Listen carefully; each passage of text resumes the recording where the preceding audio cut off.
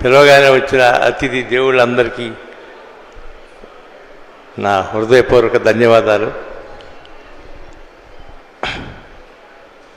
అలాగే పాత్రికేయ మిత్రులు, పాత్రికేయ సోదరిమణులందరికీ కూడా నా హృదయపూర్వక కృతజ్ఞతలు. ఈ సినిమా జూలై 9 మీ ముందుకు వస్తుంది. చూసి తప్పకుండా ఆశీర్వదించండి. నేను ఇండస్ట్రీలోకి వచ్చి 52 ఏళ్ళయింది. రాఘవేంద్రరావు గారు లేకపోతే అశ్వినీ దత్ అనేవాడు ఉండడు. అలాగే నాకు సహకరించిన హీరోలు, హీరోయిన్లు అందరూ కూడా ఇవాళ తెర వెనుక నుంచి ఆశీర్వదిస్తున్నారు.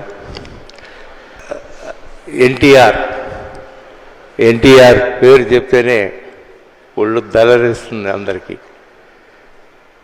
75లో ఆయనతో మొట్టమొదటి సినిమా, 77లో ఆయనతో రెండో సినిమా, ఆయన తర్వాత ఇంకొక హీరో ఘట్టమనేని కృష్ణ గారు, ఆయన కూడా అలాంటి హీరోనే.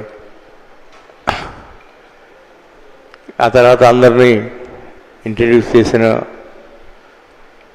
అందరికీ, మహేష్ బాబుకి దగ్గర నుంచి అల్లు అర్జున్ వరకు అందరికీ నా హృదయపూర్వక కృతజ్ఞతలు.